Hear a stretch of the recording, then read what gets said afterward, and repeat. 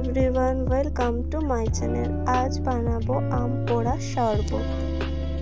এর জন্য প্রথমে আমটাকে পুড়িয়ে নিচ্ছি।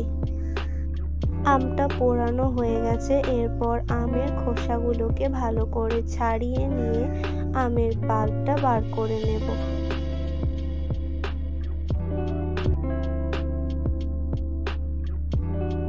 এরপর লবণ আর লঙ্কা গুঁড়োকে মিক্স করে গ্লাসের সামনেটায় লাগিয়ে দেব ডেকোরেশনের জন্য।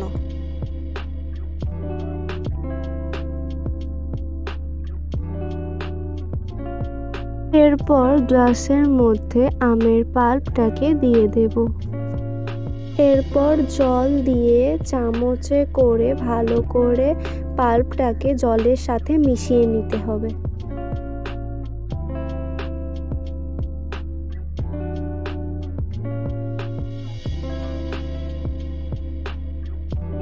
এরপর তোমরা যেমন মিষ্টি খেতে পছন্দ করো সেই পরিমাণে চিনি দিতে হবে,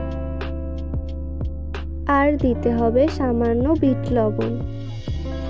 তারপর এই সমস্ত কিছুকে ভালো করে মিশিয়ে নিতে হবে।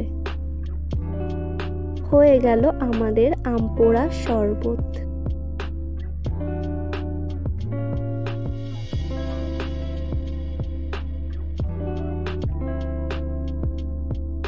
ভিডিওটা কেমন লাগলো জানিও। ভালো লাগলে একটা লাইক করে দিও, আর এরকম ভিডিও দেখার জন্য আমার চ্যানেলটা সাবস্ক্রাইব করে আমার সঙ্গে থেকো। Thanks for watching.